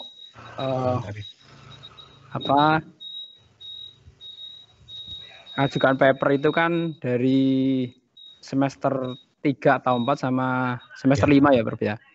Nah, itu untuk pengajuan paper itu kan otomatis membutuhkan waktu yang cukup lama, kadang mungkin bisa sampai 6 bulan atau sampai 1 tahun gitu. Nah, itu bisa dimulai dari awal atau memang di semester 3 atau 4 atau 5 tadi itu baru masukkan paper itu, Prof? Iya, baik. Jadi langsung saya jawab, bahkan ada mahasiswa, meskipun itu merepotkan saya nggak apa-apa gitu. Ada mahasiswa namanya Pak Dedi itu akhir semester 1 udah punya paper, itu hebat kan. Artinya akhir semester 1 ini pun kalau mau publish boleh. Hanya kan nanti ada kendala. Promotornya siapa? Belum ada ya, nanti saya tunjuk secepatnya gitu. Akhirnya saya telepon, jadi khusus dia karena papernya semester 1 akhir sudah jadi, ya khusus dia, yang lain belum punya co-promotor. Akhirnya saya telepon sudah punya co-promotor gitu. Tapi karena dia semangat, ya saya harus lebih semangat kan gitu. Gak apa-apa, saya carikan. Akhirnya malah Pak Dekan saya telepon. Pak Dekan ini kok ada hubungannya dengan governance. Pak Dekan itu kan sarjana hukum. Oh iya siap. Akhirnya co-promotornya Pak Dekan. Jadi yang lain belum punya co-promotor, dia punya co-promotor. Gara-gara akhir semester 1 dia sudah punya paper itu. Jadi gitu ya. Jadi kesimpulannya juga pertanyaannya Mas Arifin, maaf ini rumah saya ini ada tukang yang kerja. Mas Arifin tadi, jangankan semester 3 gitu. Anda semester 2 bahkan akhir semester 1, kalau memang Anda memang sudah punya paper karena memang Anda kreatif, punya proyek dan sudah menghasilkan. Misalnya Anda punya proyek riset tertentu, datanya sudah oke, Ya, datanya sudah oke, dan itu memang bidangmu, bagian dari S3, S2, bagian dari S3 ini juga, tapi sisa data yang belum terpublikasi, ngapain tidak gitu. Seperti saya kan, proyek saya kan 6 riset gitu. 6 riset itu kan datanya banyak itu. Salah satu bisa diangkat untuk pendidikan, sekolah. Ya silahkan, seperti itu. Ya. Misalnya Bu Sri Handayani itu mahasiswanya banyak, ya kemudian beliau sangat intens untuk memanage riset.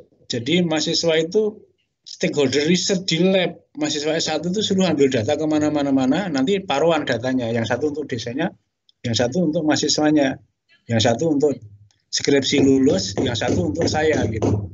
Terus datanya dari 5 mahasiswa dikompilasi kan jadi satu paper. Nah, jadi baru semester 1 sudah punya data gitu. Terus mau publikasi, silahkan nggak apa-apa. Artinya mahasiswa berlari, saya akan siap berlari. Itu ya Mas Arifin ya. Ya. Jadi boleh. Semester 2 pun publikasi duluan boleh. Ya. Meskipun di kalender akademik itu seperti itu gitu. Di kalender akademik itu publikasinya kan masih semester 3. Semester 2 saya berharap sudah mulai banyak yang publikasi. Jadi gitu. Gitu ya. Okay. Berarti kalau semester 3 itu Prof baru ngajukan atau baru ngirim paper juga diperbolehkan ya Prof? Atau boleh. Kalau sudah terima itu? Iya, boleh. Artinya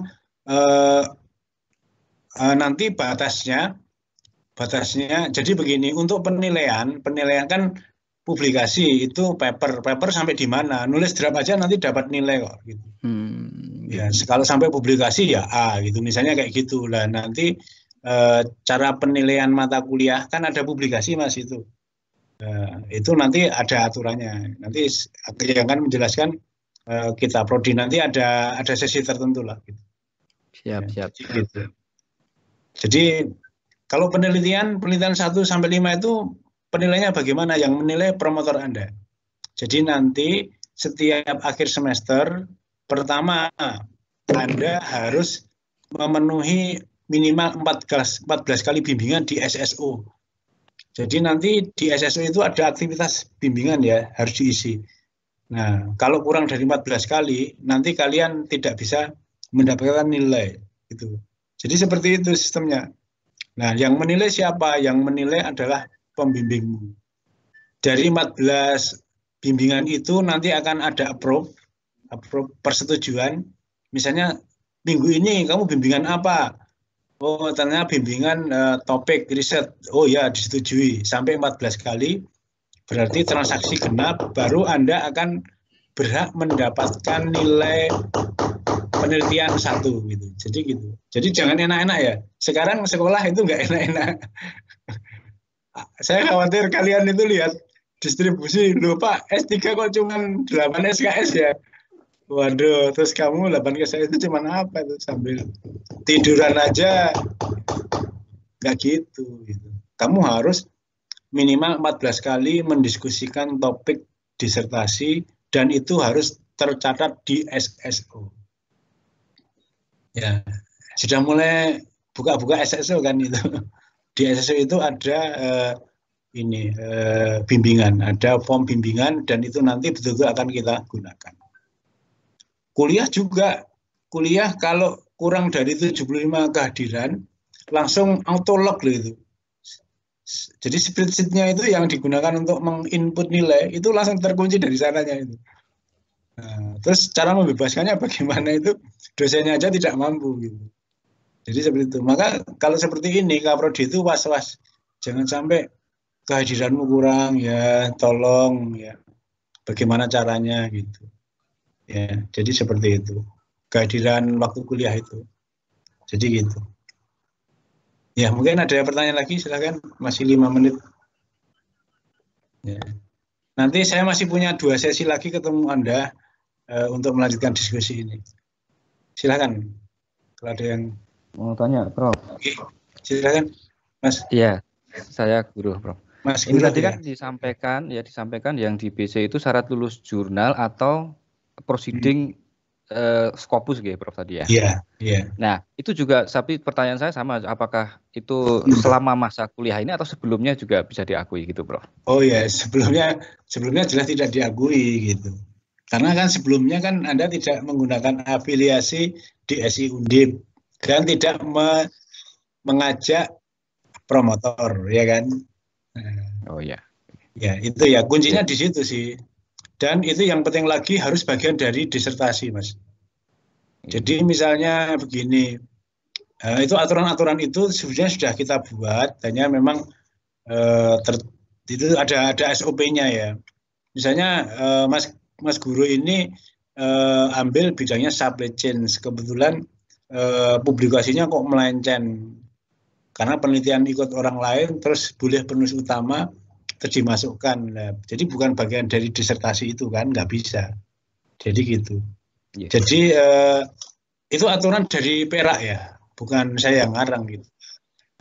Di ITB di UGM juga kayak gitu sih, nggak boleh publikasi itu proyek lain untuk publikasi itu nggak boleh. Jadi intinya bahwa itu bagian dari proses bimbingan disertasi itu. Tetapi kalau memang mau lebih cepat, misalnya ini mau masuk semester 1 ini kok saya udah punya hasil produk riset yang bagus, itu usahakan kamu perjuangkan disertasimu yang itu gitulah. Atau bagian yang kamu kerjakan itu ada di dalamnya gitu. Jadi biar nanti kalau publikasi nggak mengulang lagi. Saya kira strategi yang bagus itu. Gitu ya, Mas Guru ya. Ya, terima kasih. Jadi seperti itu. Kemudian batas bisa digunakan itu kalau ada acceptance letternya for publication, acceptance for publication ya. Karena misalnya kamu ikut conference atau ikut publikasi jurnal, kadang-kadang baru diterima untuk mengikuti conference. Itu belum boleh dipakai, belum boleh digunakan untuk syarat kelulusan. Ya. Setelah itu kan ikut conference, baru nanti proposalmu papermu direvisi, baru acceptance for publication. Nah, itu yang bisa digunakan. Jadi tidak menunggu terbit. Ya, jadi untuk ini kalau nunggu terbit kadang-kadang masih lama, ya sudah. Jangan sampai hanya menunggu terbit mahasiswa dikorbankan. Saya tidak termasuk yang suka seperti itu, kasihan gitu. Biar mahasiswa mulai mewarnai dunia lainnya gitu kan, boleh lulus. Di MSI juga seperti itu. Dulu MSI itu ulet, tapi saya tahu membuat surat pernyataan bertanggung jawab lah gitu. Karena selama ini jarang publisher yang kabur sudah di-accepted kok orang dipublikasikan, itu jarang sekali lah gitu. Nanti jangan mendalimi mahasiswa. Mahasiswa kan uangnya sedikit, nasibnya juga belum jelas kan gitu. Oke, udah lulus dulu gitu. Akhirnya yang lain ikut, ya alhamdulillah. Pasca ini dengan rekomendasi Kaprodi itu boleh accepted, itu sudah boleh untuk lulus gitu. Ya, nanti S3 ini akan saya perjuangkan mati-matikan. Saya kira boleh kok. Jadi gitu ya. Jadi strateginya misalnya Mas Guru ini punya paper yang sudah saya segera sudah mau publikasi misalnya awal bulan misalnya, Pak ini toh saya itu punya project riset, disertasi dan sebagainya. Oke, kamu segera saya carikan promotor dan kopromotor biar kamu segera bisa publikasi di awal semester ini. Ya, karena mahasiswanya ternyata Mas Guru ini larinya terlalu cepat ya, saya harus lari cepat juga gitu. Jadi kayak gitu. Saya akan mencoba mengimbangi teman-teman gitu. Jadi kayak gitu. Artinya jangan sampai itu aturannya gini. Nanti semester 2 juga paling baru terbit kan itu. Enggak masalah. Jadi seperti itu, ya. Silakan mungkin. Ya. Nanti Pramustafid juga di kelas ini ya, Pramustafid ya. Sepertinya ya, atau sudah? Ini Ya, saya cek kalau beliau sudah ada. Belum masuk ya. Ya, biar beliau masuk dulu. Ya. Baik. Silakan, mungkin ada yang bertanya lagi, nggak apa-apa sambil menunggu Prof. Mustafid masuk ke ruangan.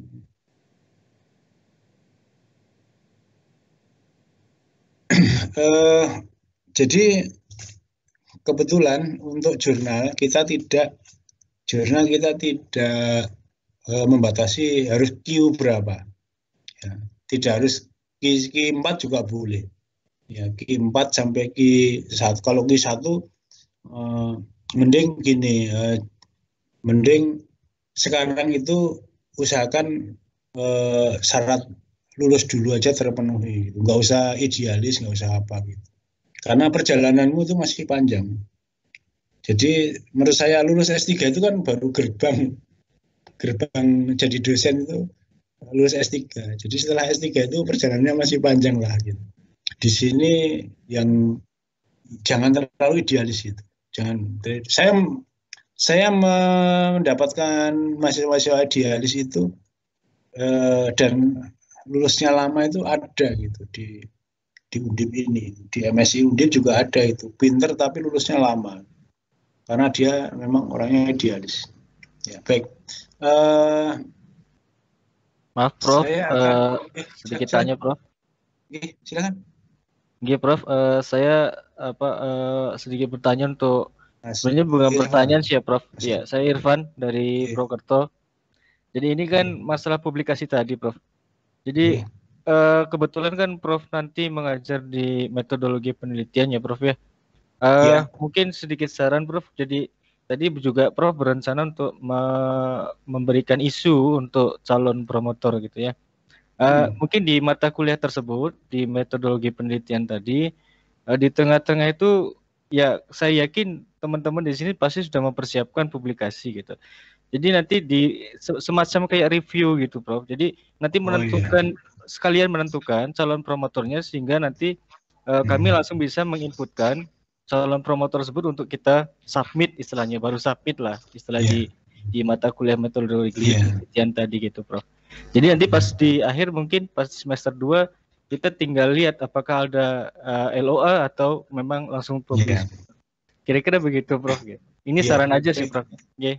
Jadi baik, makasih. Saya kira ini ide yang baik, hanya nanti saya tetap akan melihat kondisi kelas ini bagaimana.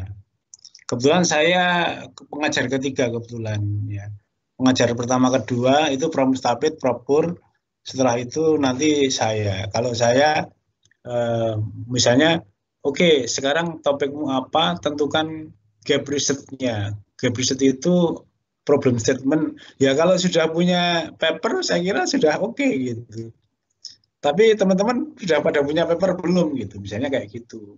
Teman-teman kira-kira judul topik disertasinya sudah sama dengan keinginan di SI kita belum gitu. Kalau belum ya susah gitu. Jadi rata-rata memang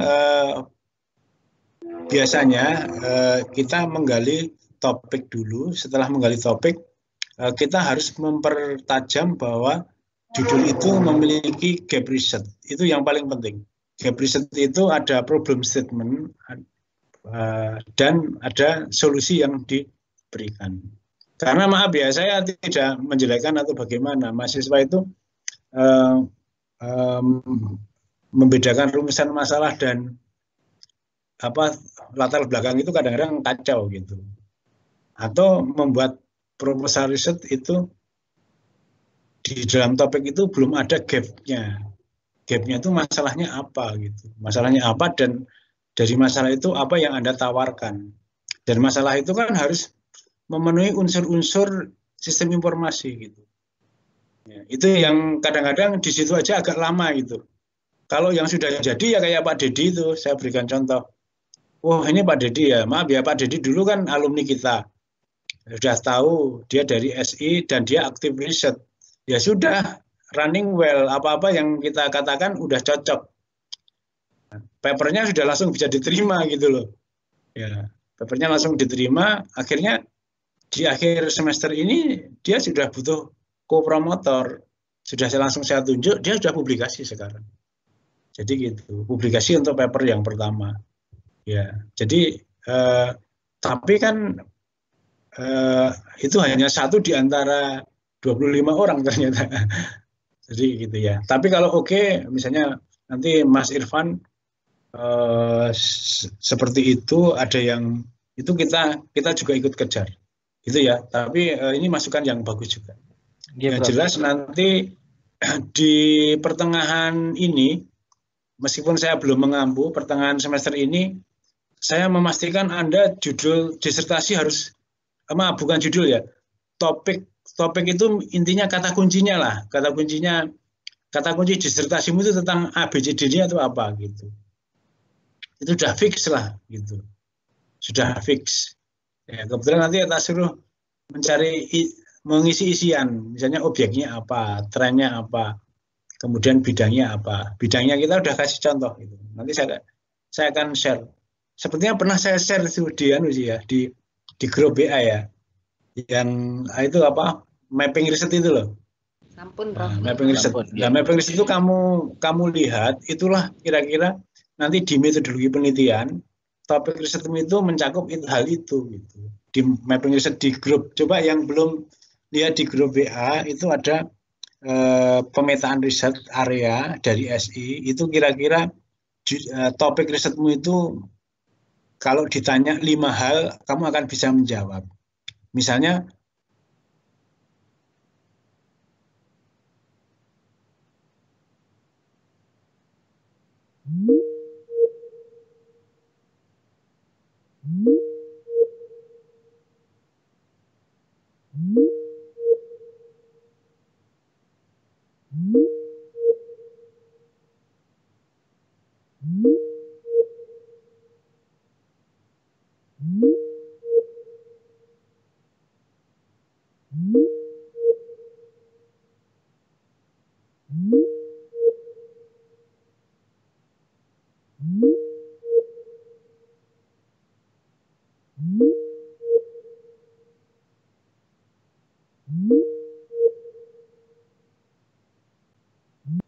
terpaksa ya Anda harus memiliki body of knowledge SI itu. Jangan sampai terbawa-bawa harus informatika atau gitu. Nah, saya kira yang bisa menjelaskan dengan baik Prof. Mustafid ya. Prof. Mustafid beliau adalah pendiri S2 SI ya. Kebetulan ini alhamdulillah terus kita melebarkan sayap ke S3 SI. Ya, jadi kebetulan beliau memang bidang S3-nya Information Engineering ya, dari Tokyo University. Artinya, Hiroshima University ya di Jepang. Ya. Jadi yang bisa menjelaskan dengan baik adalah beliau. Dan ini nanti akan jadi pijakan kita bersama. Jangan sampai SI rasa TI, seperti yang saya katakan tadi. Jadi yang harus mengkalibrasi diri harus mahasiswanya, bukan saya, bukan kita memaksakan harus mengikuti siapa yang paling banyak, gitu. Tapi kita memang harus betul-betul SI. Prof. Mustafid dipersilakan, terima kasih kehadiran dan waktunya, monggo.